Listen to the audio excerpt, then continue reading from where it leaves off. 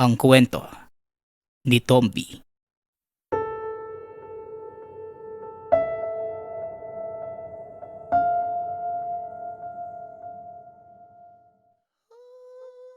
Ang kwentong ito ay hango sa totoong buhay. Mula ito sa isa nating tagapakinig na itago na lang natin sa pangalang Angelo. Walang eksaktong taon. Probinsya ng Cebu. Sa liblib na nayon ng Cebu, naninirahan ang pamilya ni Angelo. Kasama niya ang ama na si Tatay Kokoy, kapatid na si Mika at pinsang si Larry. 5 taon lamang ang tanda ni Angelo sa pinsan. Kinupkop na ito ni Tatay Kokoy nang mamatay ang mga magulang nito dahil sa malagim na aksidente. Lumaki na tila magkakapatid na ang turingan ng tatlo. Mahal na mahal ni Angelo si Larry, lalo na ang bunsong kapatid na si Mika. Ito na lamang ang alaala niya sa yumaong ina. Tanging si Tatay Kokoy na lamang ang kasama ng tatlo at nagsisilbing magulang sa kanila. Pagtatanim ang kinakabuhay ni Tatay Kokoy. Tinutulungan naman siya ng tatlo para kumita. Lumaki na responsable ang tatlo, na labis namang pinagpapasalamat ni Tatay Kokoy.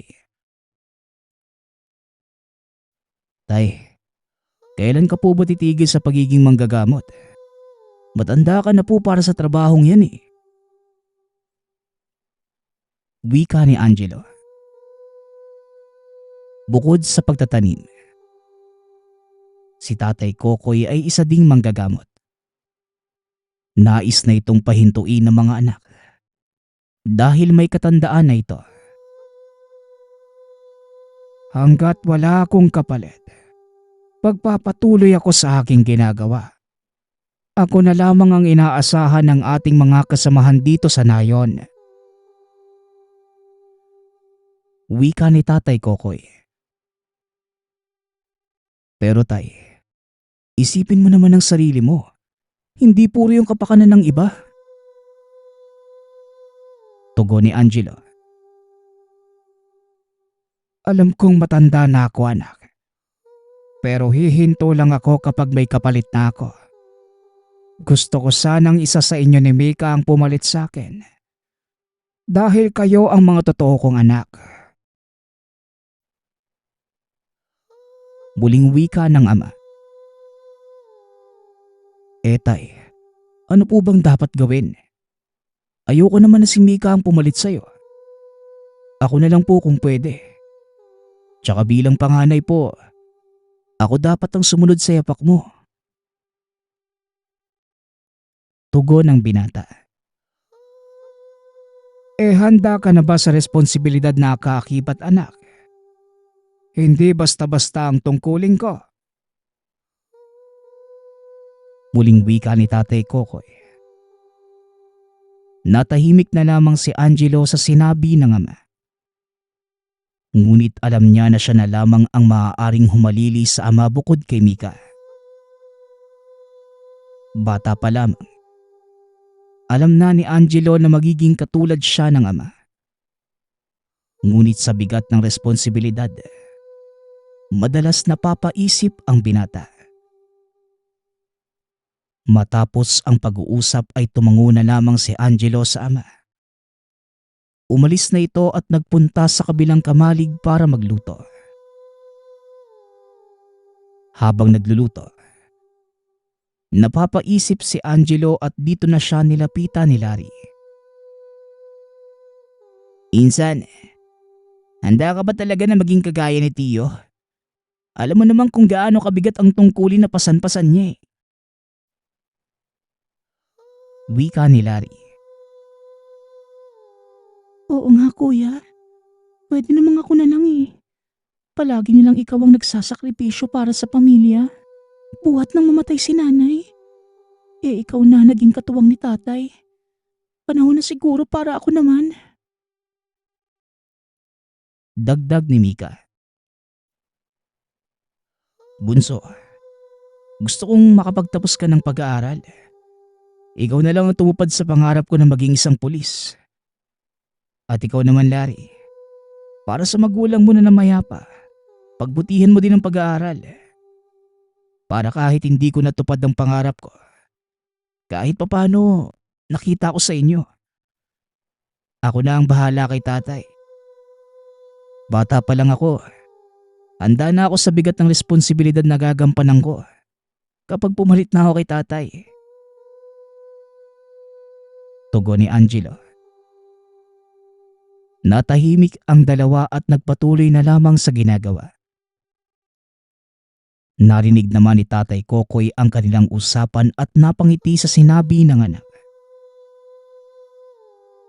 Nang makapagluto, inihain na ng tatlo ang pagkain at sabay-sabay kumain. Habang naghahapunan ay bigla na lamang nagsalita si Tatay Kokoy. Narinig ko ang usapan yung tatlo at napagpasyahan ko na wag ipilit pa ang gusto ko. Pagtapos ng huling panggagamot ko bukas sa Karatig Baryo, titikil na ako. Wika ni Tatay Kokoy. Nagulat naman si Angelo sa sinabi ng ama. Talaga po, tay? Hindi po ba dapat may magpatuloy ng gawain mo? Wika ni Angelo. Ngumiti na lamang sa anak si Tatay Kokoy. Hindi na yon ang mahalaga, anak. Kung ano ang nagpapasaya sa inyo. Gawin nyo at ayokong ipilit ang bagay na hindi nyo naman gusto. Dahil hindi maganda ang kalalabasan nun. Tugon ni Tatay Kokoy. Nagyakapan ang mga ito at naluha pa ng bahagya si Angelo. Kumain na nga tayo. Masyado na tayo madrama eh. Wika ni Larry. Nagtawanan na lamang ang magpipinsan at kumain na ang mga ito. Kagaya ng sinabi ni Tatay Kokoy. At bago tuluyang umalis, hinalikan pa niya ang tatlo.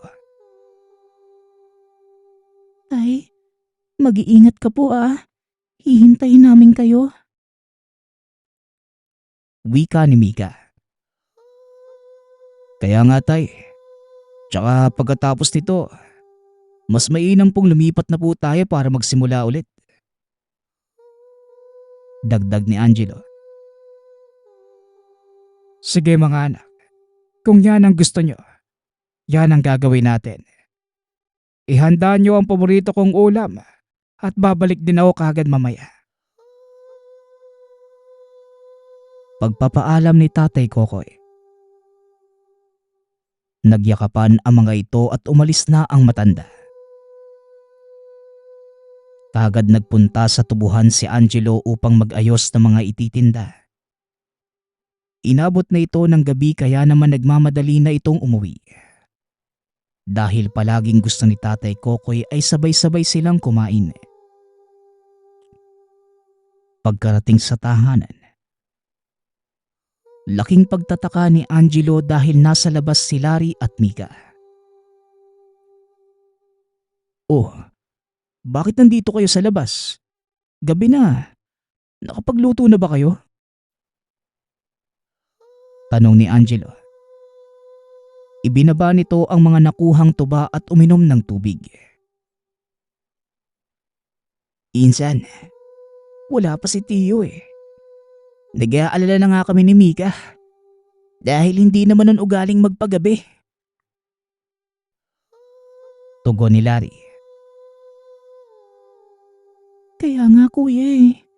Naunahan mo pa siyang umuwi. Dagdag ni Mika. Naghintay pa ng ilang sandali ang tatlo. Hanggang sa dumating ang isa sa mga kasama ni Tatay Kokoy. Kagad namang nagtaka ang magpipinsan. Nagulat sila sa presensya ng isang matanda. Ano po ang atin, Mang Kulas? Napadalaw po kayo ah. Nakita niyo po ba si tatay? Tanong ni Angelo. Yun nga ang sadya ko dito, iho. Ang tatay nyo, wala na siya. Tugon ni Mang Kulas. Nanlaki ang mata ng tatlo sa narinig. "Ah, ah, ano po? Nagbibiro lang po kayo, di ba? Hindi po yun totoo." Wika ni Angelo. Namumuo na ang luha sa mga mata ng oras na yun. Pasensya na. Pero wala na talaga ang tatay nyo. Ito ang naiwan niya. Nasa bayan ng katawan niya at puntahan nyo na lang. Nakikiramay ako sa inyo.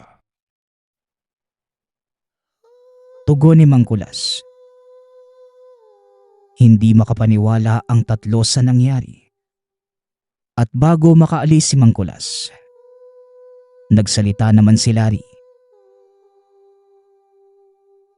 Ano po bang nangyari? Paano po namatay si Tio?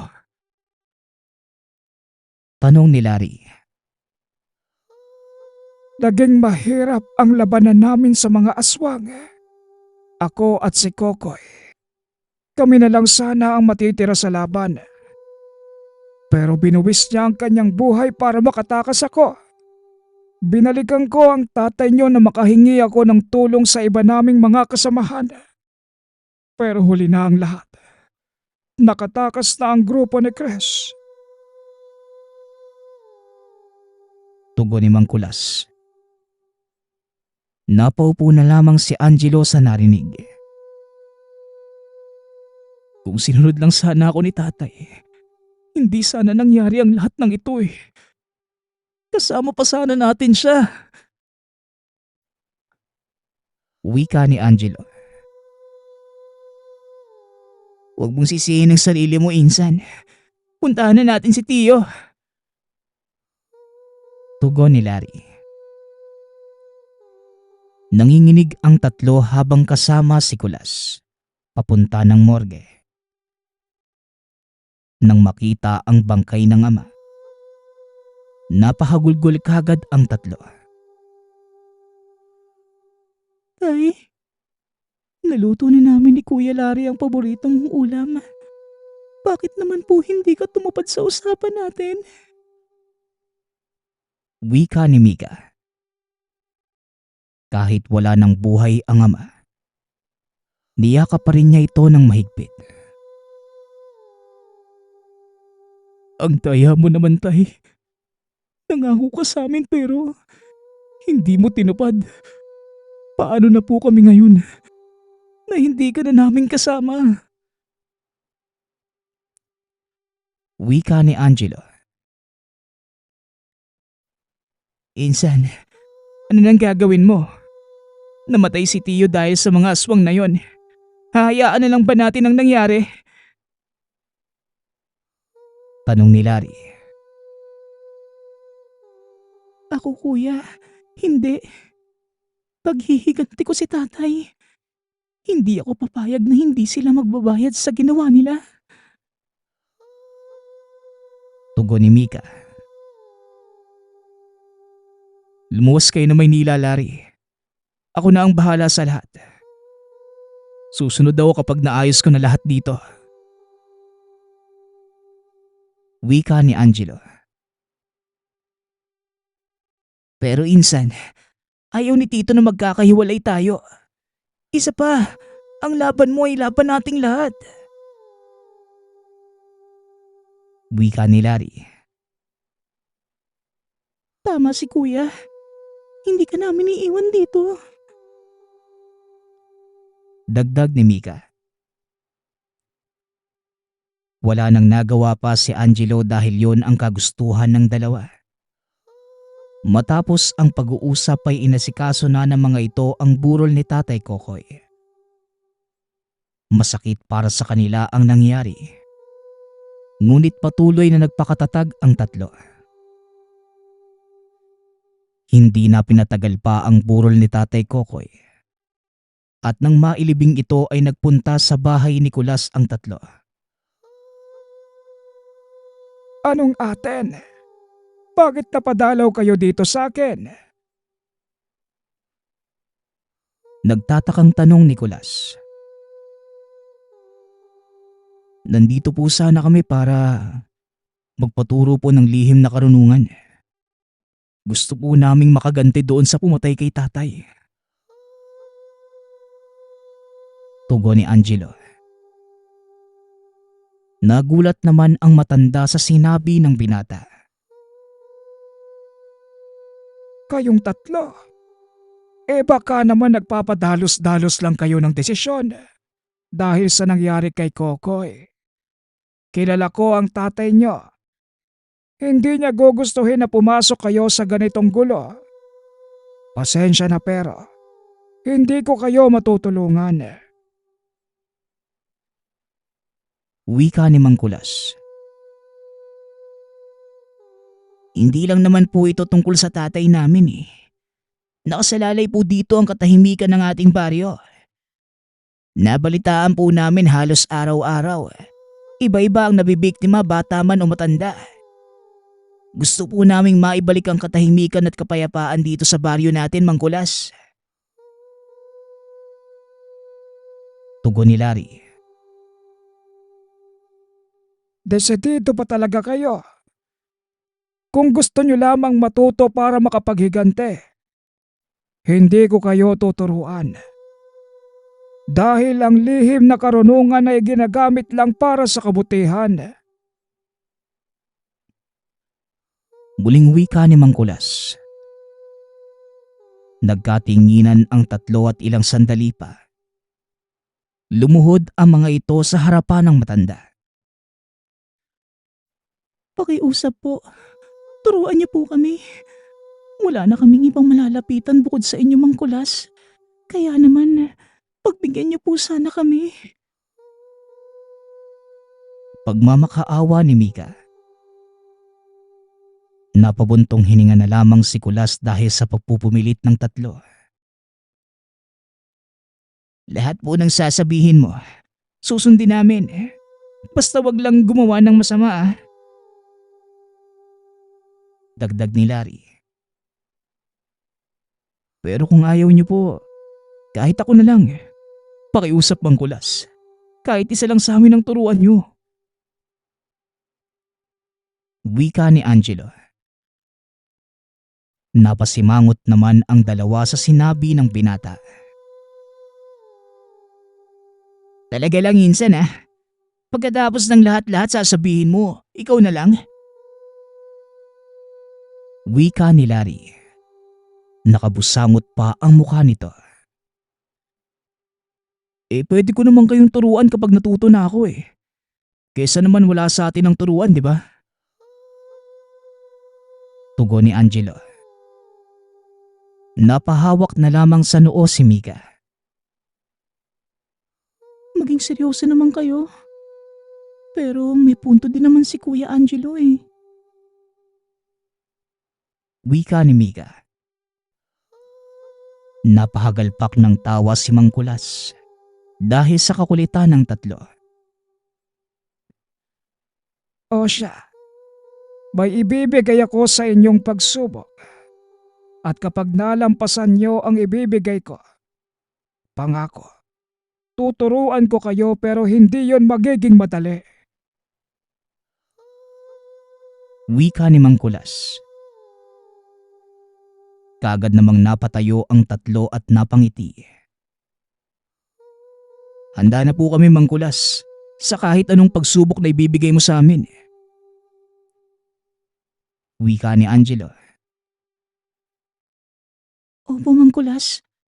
Makakaasa ka pong gagawin namin yun ng tama. Dagdag ni Mika. Hindi din po kami susuko at magrereklamo kahit ano pa yan. Harapin po namin yan na magkakasama. Wika ni Larry. Napatango na lamang si Mang Kulas sa mga sinabi ng tatlo. Sige, Kung gano'n ay ihanda nyo na ang inyong mga sarili. Dahil paniguradong magugulat kayo sa ipapagawa ko sa inyo. Tugon ni Mang Kulas. Matapos ang pag-uusap na yon, labis ang saya ng tatlo dahil pinagbigyan sila ng matanda. Buti na lang pumayag si Mang Kulas, no? Ano kaya ang pagsubok na bibigay niya sa atin? Tanong ni Mika. Paniguradong papahirapan niya tayo. Halata naman sa ngiti niya eh. Tugon ni Larry. Basta kahit anong mangyari, walang iwanan ha. Ayos ba yon? Dagdag ni Angelo. Walang iwanan daw. Pero kanina nilaglag kaming dalawa ni Mika. Wika ni Larry. Ginawa ko lang naman yun para makumbinsi si Mang Kulas. Kaya huwag ka nang magtampo, Larry. Wika ni Angelo. Basta kahit anong mangyari, magkakapatid pa rin tayo at walang iwanan. Pex man yan, ha? Tugon ni Mika. Napangiti naman si Angelo dahil tinuro yun sa kanila ni Tatay Kokoy. Ngayon pa lang namimiss ko na si Tatay. Ang daya kasi no? Pero siguro, yun talaga yung kalooban ng Diyos eh. Wika ni Angelo. Bahagya namang nalungkot ang tatlo at nagyakapan. Makakaya natin to. Basta sama-sama tayo. Sabi nga ni Tio, lahat magagawa. Basta sama-sama.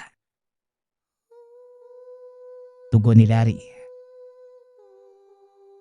Maya-maya pa, dumating na si Kulas at napangiti ito nang makita ang tatlo na magkakayakap. O siya, handa na ba kayo para sa una niyong misyon? Dadalhin ko kayo sa bundok at susukatin ang tibay ng samahan niyo sa pagsubok na ito. Wika ni Mang Kulas. Akala ng tatlo ay pagsubok lang ang kanilang gagawin.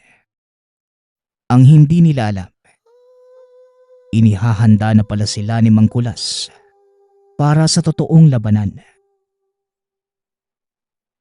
Opo naman, Mang Kulas. Magkakasama naming haharapin ang anumang hamon na nakaatang sa amin. Tugon ni Mika. Kung ganon, mamili kayo sa tatlong sandata. Ito ang buntot page, pana at espada. Isa sa mga yan ay magiging pagmamayari nyo. At kung mapapasa nyo ang pagsubok, sa inyo na yan. Isuot nyo din itong habak de bala na magiging gabay nyo. Wika ni Kulas. Isinuot ng tatlo ang habak na binigay sa kanila ng matanda. Kinuha ni Larry ang pana. Samantalang buntot pagi naman kay Mika at espada kay Angelo. Napangiti naman ang tatlo nang mahawakan nila ang sandata.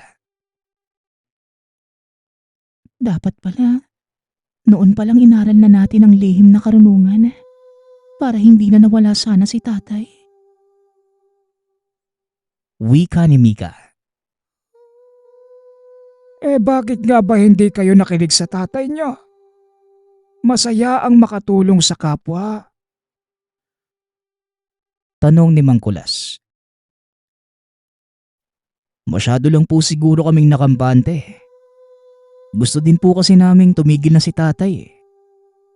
Kaso ayaw niya at nung huling laban niyo, nangako po siya sa aming titigil na kaso nawala naman po siya sa amin. Tugon ni Angelo. Naluha pa ang binata dahil naalala muli niya ang ama. Aba malay nyo, may ibang plano ang ama para sa inyo. At kaya nangyari ito dahil nakaayon sa kanya mga plano. Wika ni Mang Kulas. Para bang may laman ang mga sinabi nito. Ngunit hindi na yon napansin ng tatlo.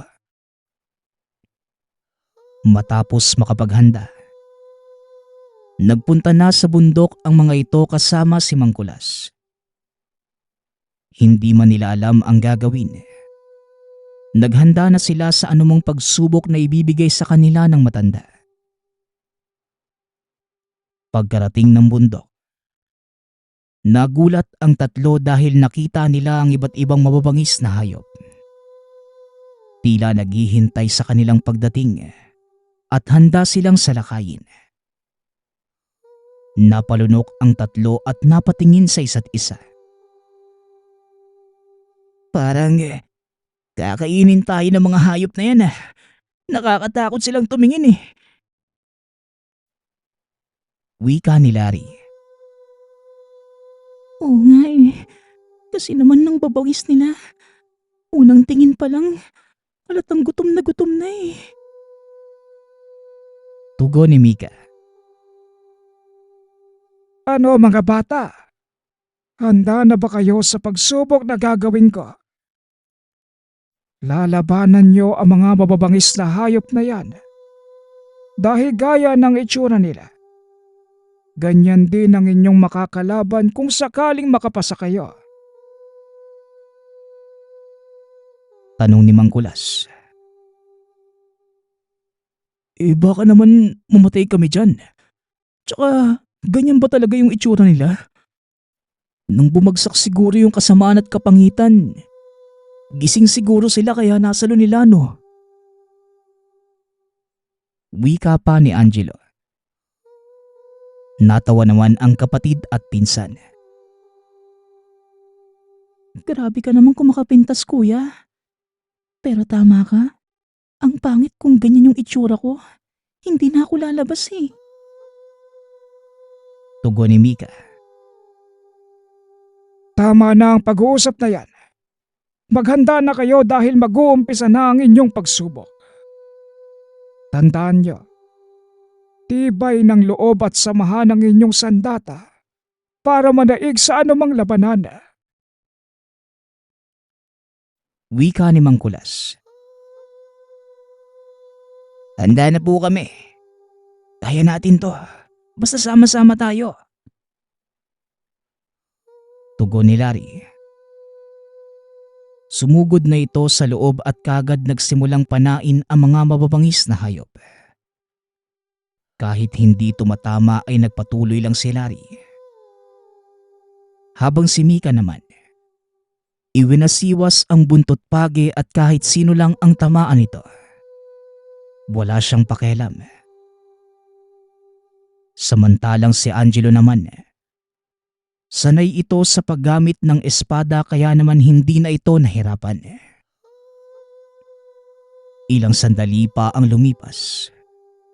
Naubos na ang mga ito at ang mababangis na hayop na kinabigla ni Kulas. Pagod na naupo sa lupa ang tatlo. Grabe. Ang lalakas at babangis nila. Pero nakita niyo yun? Sanay na akong gumamit nito. Wika ni Mika. Ako nga, medyo pa lang Pero sasanayin ko pa ang sarili ko. Tugon ni Larry. Sabi sa inyo wala tayong hindi kakayanin basta sama-sama. Yun ang sandata natin sa mga kalaban. Wika ni Angelo. Umapalakpak namang humarap si Kulas sa tatlo. Magaling. Minana niyo ang galing ni Kokoy sa pakikipaglaban. Habang pinapanood ko kayo, nakikita ko siya sa inyong tatlo. Maligayang pagbate dahil naipasa niyo ang unang pagsubok pero Larry, kailangan mong aralin ang paggamit ng pana. Kahit ikaw Mika, para alam niyo kung sino ang tatamaan niyo. Wika ni Mang Kulas. Napatango na lamang ang dalawa. Buti pa si Insan Angelo. Hindi na nahirapan dahil sanay na sa paggamit ng itak at walang kahirap-hirap eh. Wika ni Larry. Kaya nga ito ang kinuha ko eh. Dahil dito ako sanay. Tugon ni Angelo.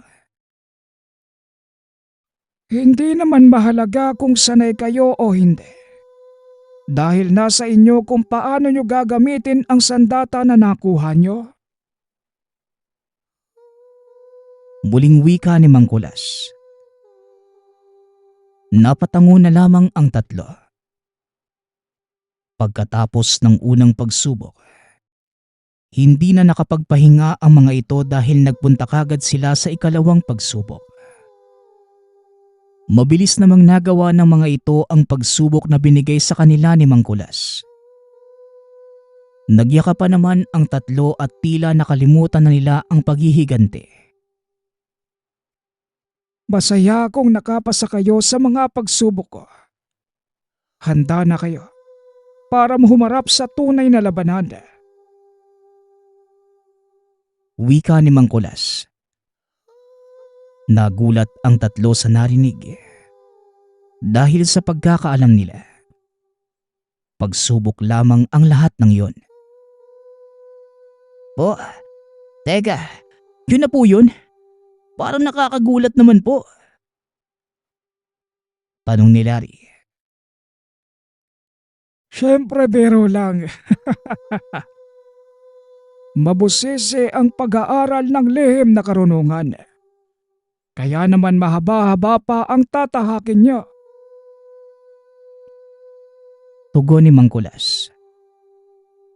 Matapos ang pag-uusap na yon, kagad nagpahinga ang tatlo. Kinabukasan, tinuruan na ang mga ito ni Mang Kulas ng iba't ibang karunungan. Makalipas ang ilang araw, buwan at taon. Matapos ang mahabang pagsasanay ay handa na ang tatlo upang humarap sa mga kalaban. Isang gabi, habang naglalakad si Larry sa gubat kasama si Mika, nakakita sila ng isang aswang. Naghihintay ito ng mabibiktima. Nakagawian na ng tatlo na magbantay sa gabi upang mapanatili ang kapayapaan sa baryo. Kaya kagad nilang kinalaban ang aswang. Sino kayo? Anong ginagawa niyo dito? Tanong ng aswang. Ikaw ang dapat tanungin namin yan. Sino ka? At anong pakay mo rito? Tugon ni Mika.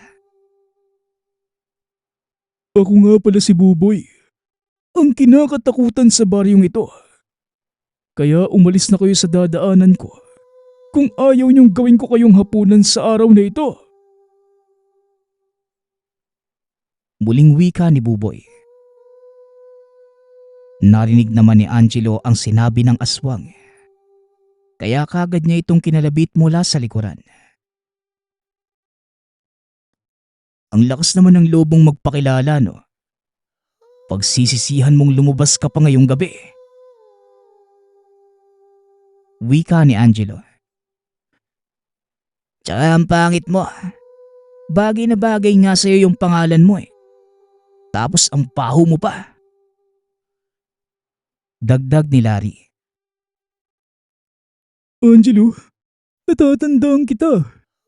Diba, ikaw yung anak nung albularyong si Kokoy?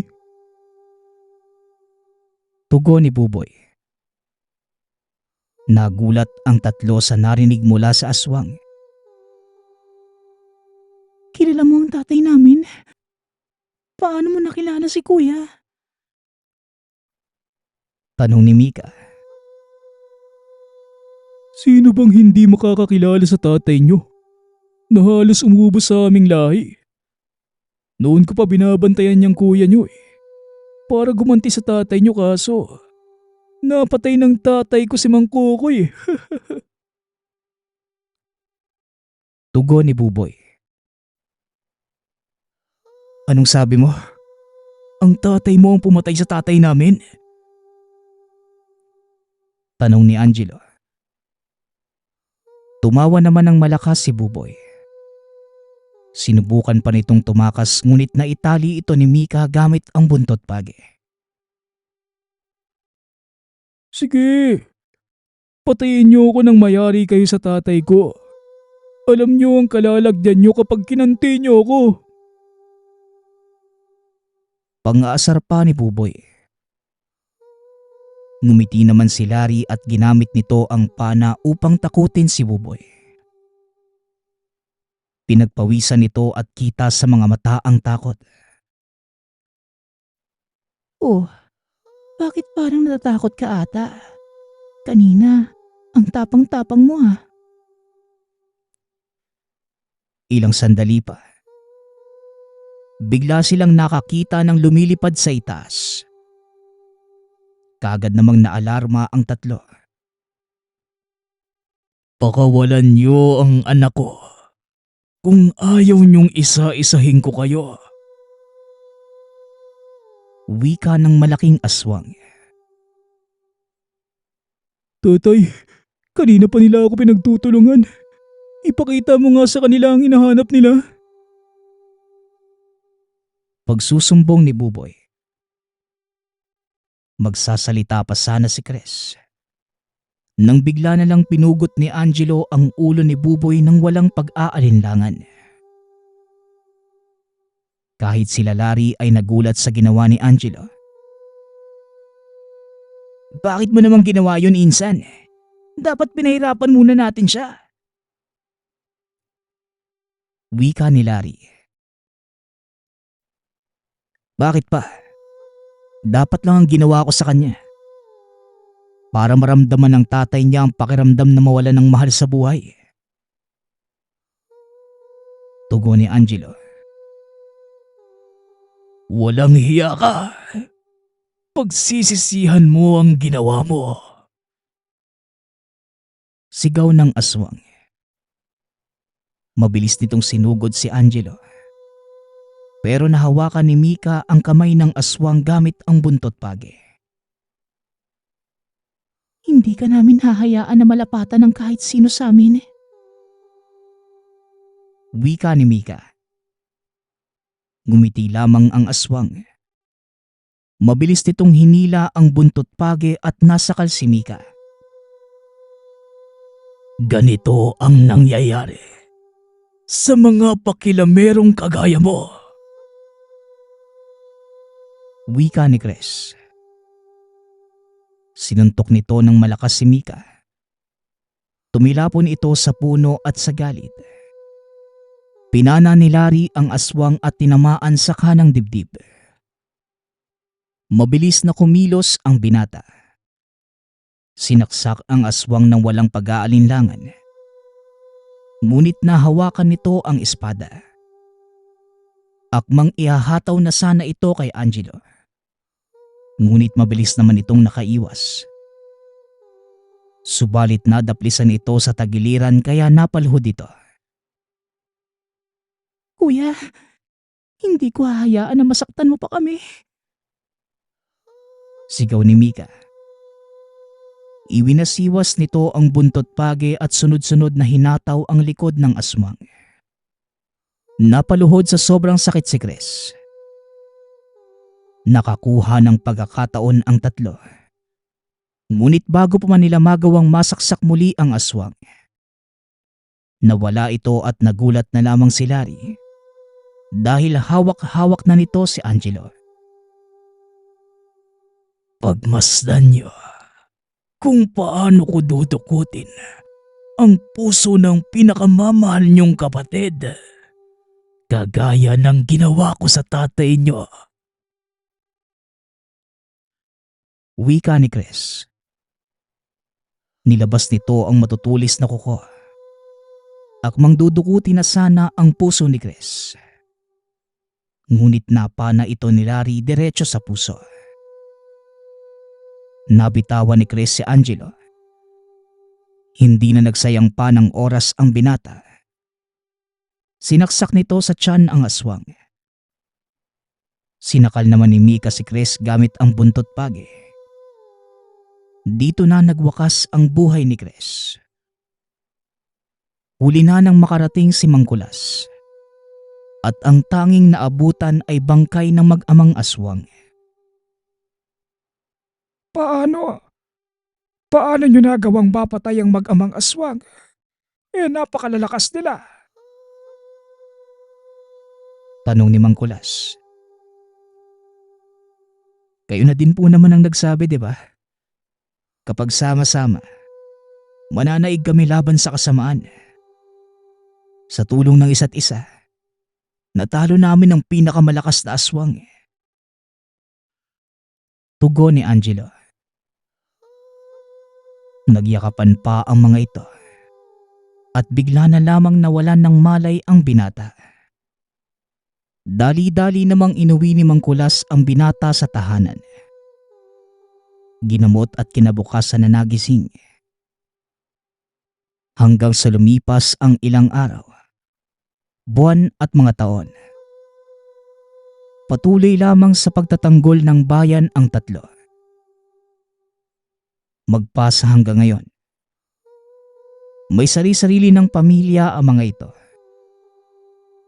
Ngunit kahit anong mangyari, patuloy lamang ang tatlo sa pagtulong sa nangangailangan. Ang kwentong ito ay hango sa totoong buhay. Mula ito sa isa nating tagapakinig na itago na lang natin sa pangalang Gloria. Taong 1971. Probinsya ng Iloilo. Alas 7 ng umaga. Kasalukuyang naghahanda si Gloria dahil sa araw na ito. Nakatakda ang pagpapaampon sa bunsong anak. Hindi na niya kaya itong buhayin. Dahil talagang kapos siya sa pang-araw-araw. Mag-isa nitong binubuhay ang 5 pang anak. Kaya nilakasan na lamang ang loob niya sa gagawin. Pagbuhat sa bata. Sakto naman ang pag-iyak nito. Kaya grabe ang pagpigil ni Gloria sa luha. Ngunit hindi pa man nakakalabas ng tahanan. Halos sumagulgol na ito sa sobrang sakit na nararamdaman.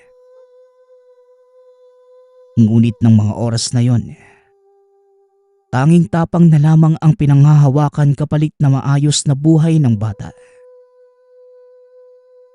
Ipinagkatiwala niya ito sa kakilalang mayaman na si Edwina.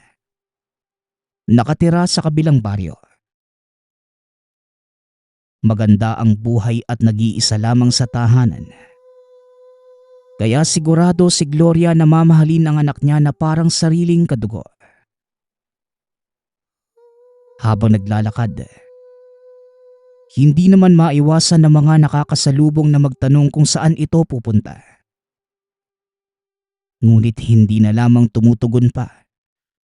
Dahil muli na namang pumatak ang mga luha tuwing nababanggit ang pangalan ng bata. Kapag walang nakakakita,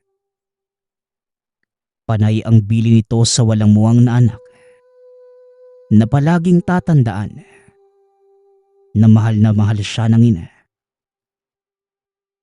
Pagkarating sa lugar, naabutang nag-aabang na si Edwina.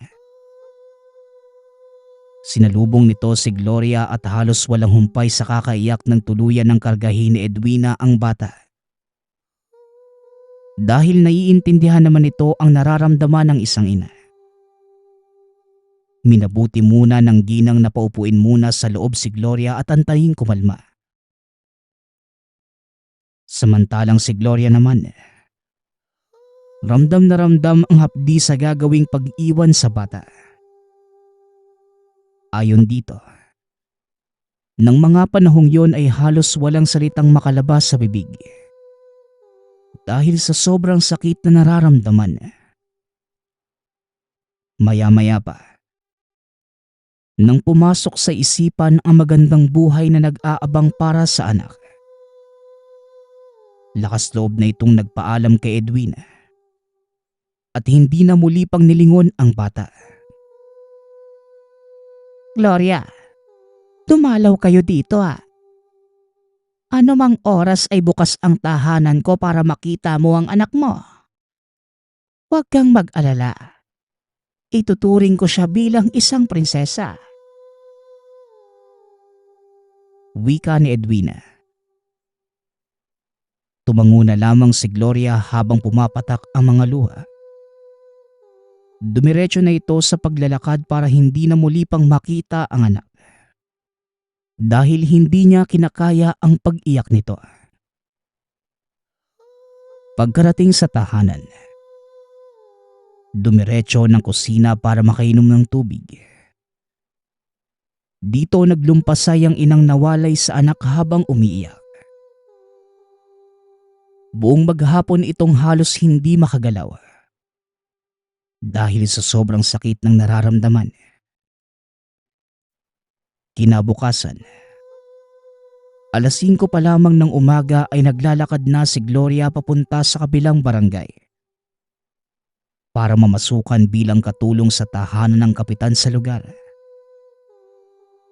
Sa paglalakad, patuloy pa rin sa pagpatak ang mga luha.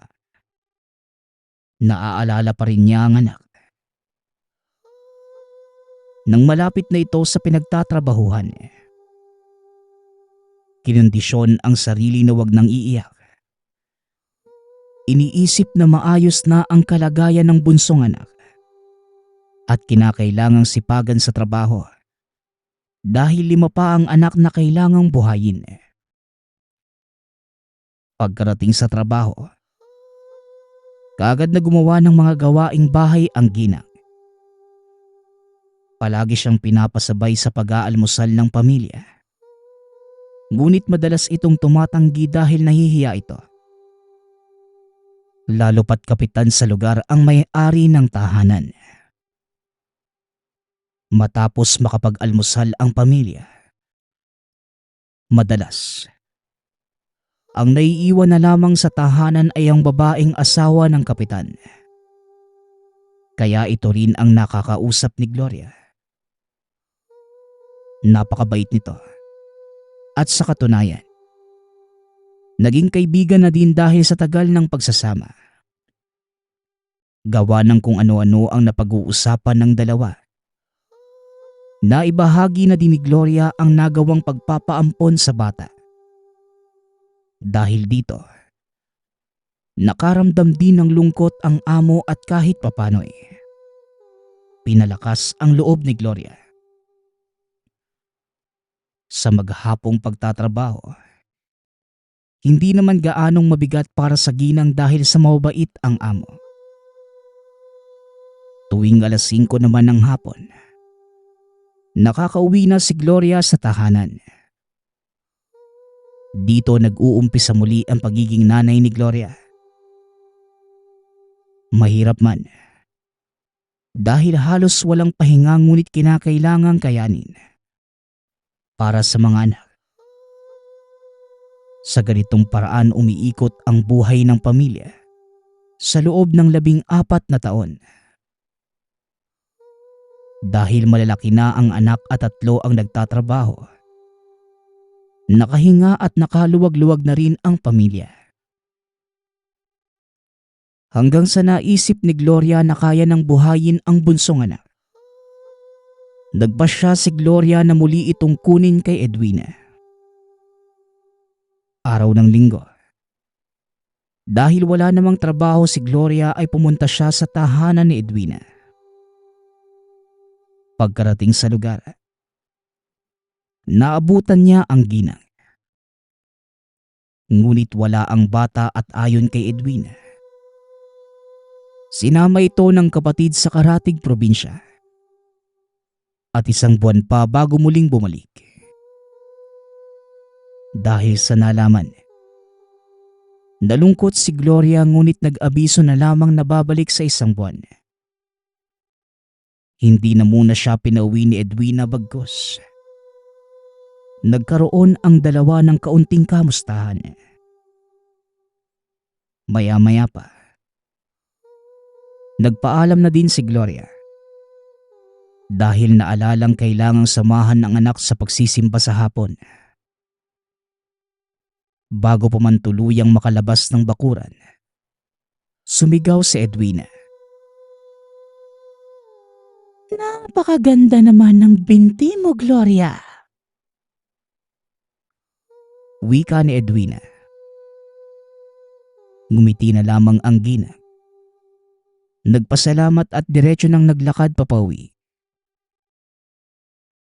Nang nasa tahanan, kagad itong niyaya ng anak na pumunta ng simbahan.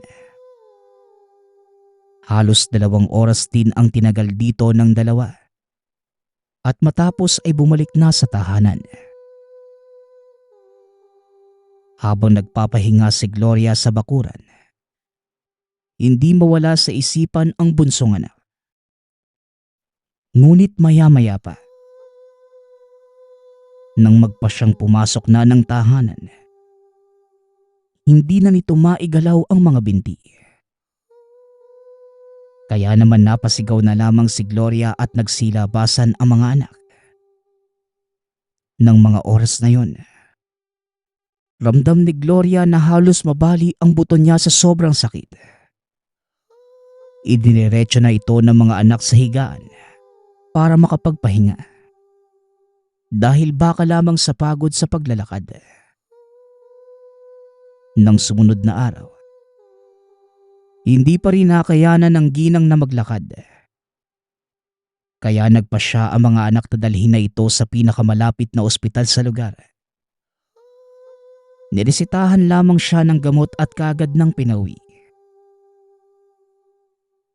Ngunit lumipas pa ang 1 linggo.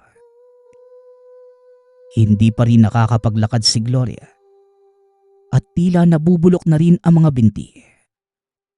Dahil sa mga sugat na hindi na humihilom. Kaya nagiging malambot at kusang nabubutas.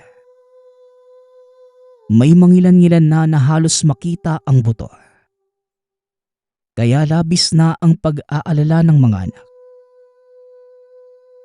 Isa sa mga ito ang nagpasyang mag-imbita na ng albularyo sa tahanan. Dahil hindi na nadadala sa siyentipikong gamutan ang ina. Maswerte namang nakahanap kagad ito ng manggagamot. Gayong bibihira lamang sa baryo ang mga albularyo. Nang hinawakan ng albularyo ang binti ni Gloria, kagad itong napasabi.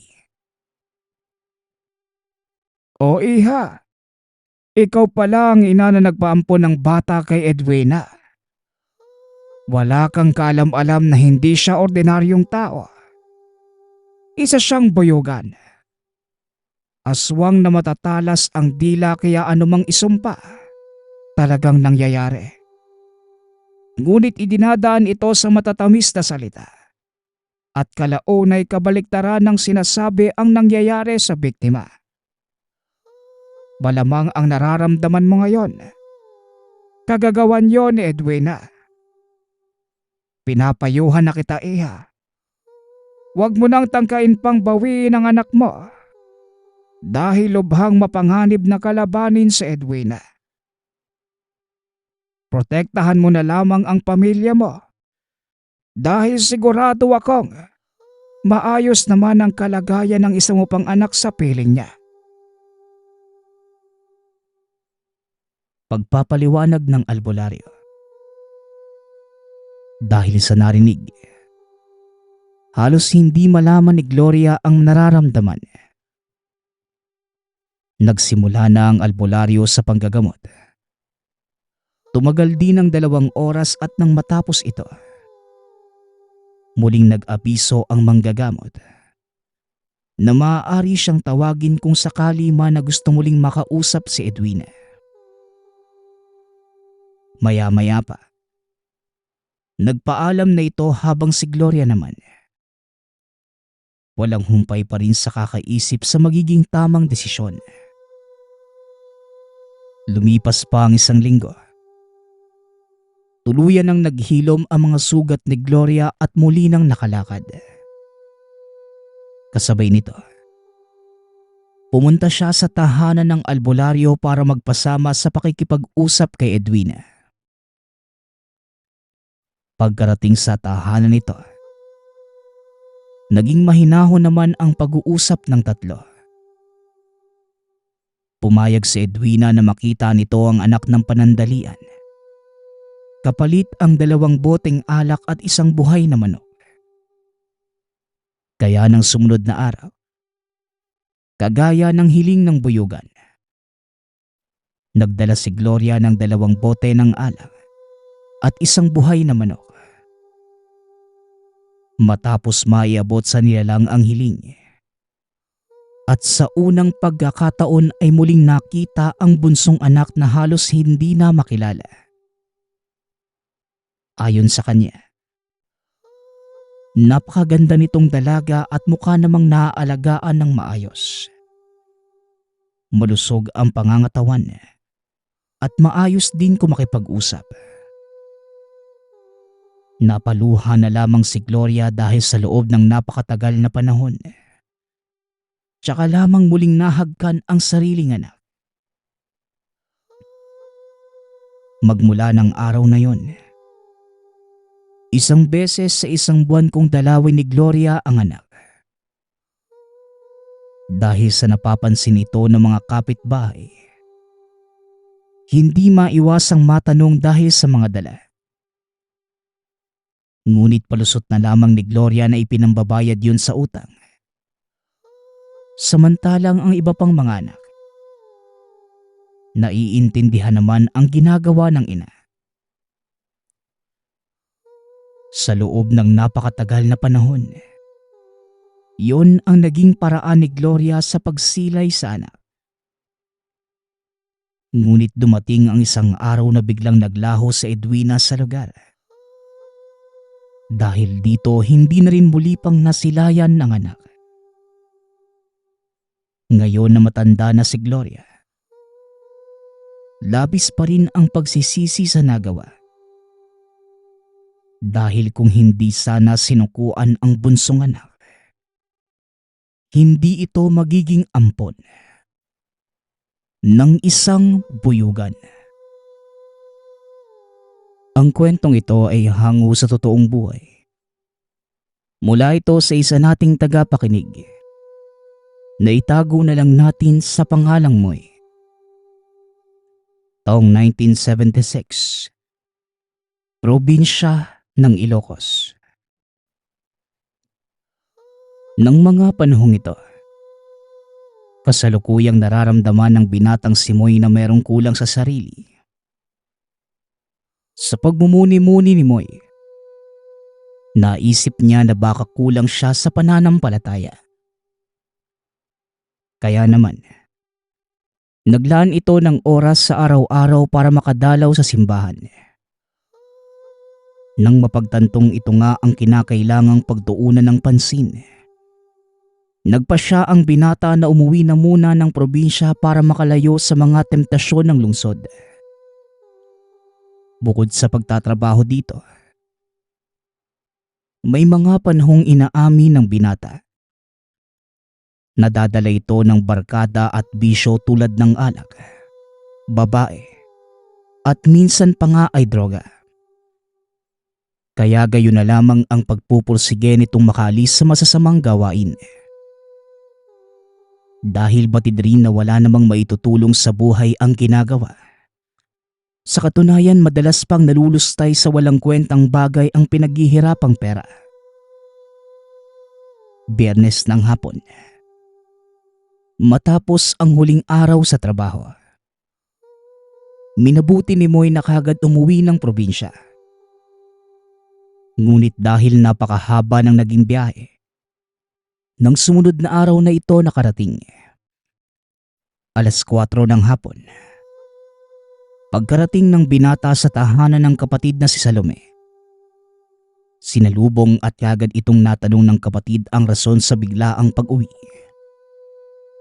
Hindi naman tumugon ang binata bagkus. Dumiretso na lamang sa loob ng tahanan. At dito naabutan ang maliliit pang supling ng kapatid at ang asawang abala sa pagkakayod ng niyog. Oh, andito ka na pala mo eh. Mabuti naman at nakauwi ka. Matagal ka nang hinahanap niyang kapatid mo eh. Teka nga pala mahal eh.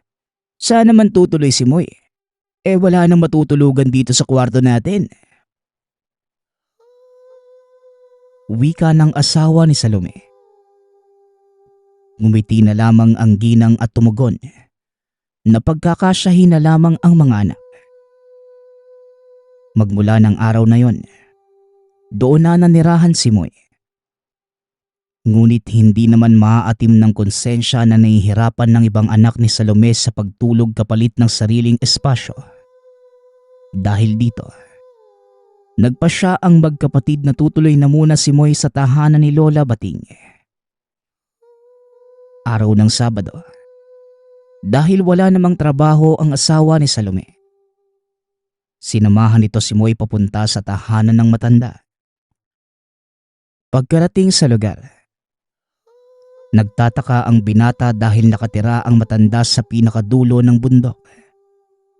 At bago pa man tuluyang makalapit sa mismong tahanan ay nagpaalam na ang asawa ng kapatid at nagbili na kumatok na lamang. Tawagin na lang ang pangalan ng matanda para mapagbuksan ng pinto. Nagpasalamat naman si Moy. Naglakad na pababa ang kasama. Lola Bating, ako po ito si Moy, ang paborito mong apo. Nandiyan ka po ba, Lola? Wika ni Moy. Matapos ang pagtatawag ay kagad naman siyang pinagbuksan ng matanda. Halos hindi naman ito makilala ang sariling lola dahil napakatanda na ng itsura nito. Kulubot na ang buong balat. Napakabaho ng amoy na tila hindi naligo ng ilang taon. O apo, ikaw na ba yan? Napakalaki mo na. Parang kailan lang ipinaglalaroan mo pa yung mga gagamba. Ngayon, halos parang hindi ka na naaarawan. Tara, pasok na apo. Wika ni Lola Bating. Pagkapasok ng binata sa loob, napansin ni Moy na napakadilim ng paligid dahil lahat ng mga bintana ay nakasara at may nakatabon na kortinang itim. Naitanong niya pa sa matanda kung bakit isinara nito ang lahat ng bintana. Ayon naman kay Lola Bating, kinakailangan itong gawin dahil mahina na ang mata ng matanda sa liwanag. At madalas kapag nasisilaw ng araw, panandalian itong nabubulag. Hindi na din inusisa pa ni Moy at tinulungan na lamang ang lola na maghanda ng makakain. Nang matapos sa paghahanda ang dalawa, naupo sila sa harap ng lamesa at panay ang pagkamusta ng lola sa apo. Maya-maya pa, naibahagi na rin ni Moy ang totoong rason sa pag-uwi ng probinsya. Kaya nga po pala ako umuwi sa probinsya eh. Para sana palalimin pa ang pananampalataya ko sa Panginoon. Kaya din po ako nandito Naghahanap po ako ng makakatulong para magkaroon ako ng kaalaman sa lihim na karunungan. Wika ni Moy. Hindi naman nagsalita pa ang matanda. Tila naging masama ang reaksyon ng muka. Sa puntong yon, panandali ang nagkaroon ng katahimikan sa paligid. Ramdam ni Moy ang hindi pagsang-ayon ni Lola Bating sa kagustuhan. Maya-maya pa, nagbukas muli ng panibagong mapag-uusapan ang binata. Doon lamang muling nagsalita ang matanda. Buong araw namang naging maayos ang pagsasama ng maglola. Nananatili lamang ang mga ito sa loob ng tahanan dahil ayaw nang lumabas ng matanda. Nang sumunod na araw, Matapos ang mga gawaing bahay, naglakad-lakad muna si Moy sa pagbabakasakaling may matagpo ang kapilya sa lugar. Ngunit kagaya ng inaasahan, wala itong natagpuan kaya sinubukang magtanong sa matanda kung may kakilalang albularyo.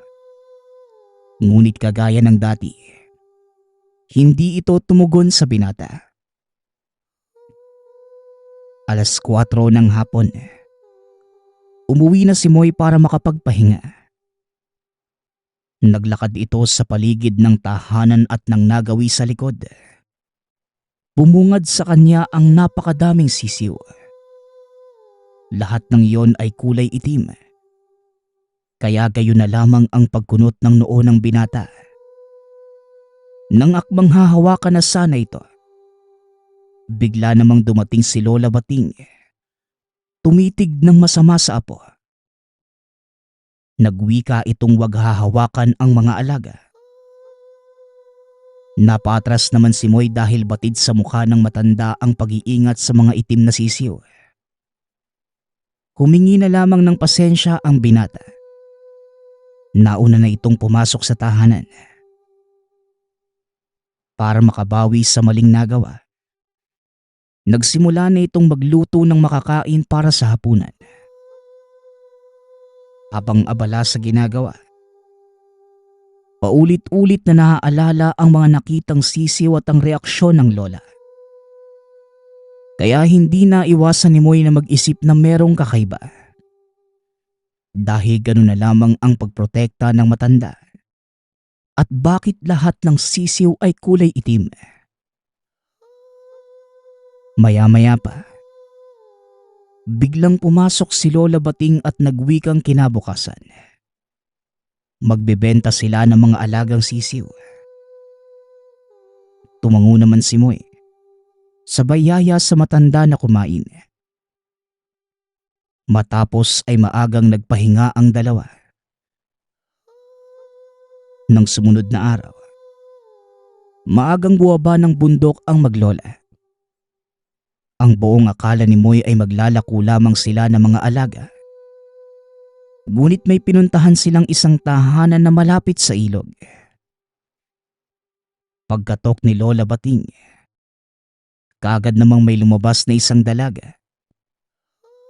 Napakabata pa ng itsura at mukhang malakas ang pangangatawan. Niyaya ng dalaga ang lola at sumunod naman si Moy. Sa hindi malamang dahilan, lumayo ang dalawa sa binata at may kung anong masinsinang pinag-usapan.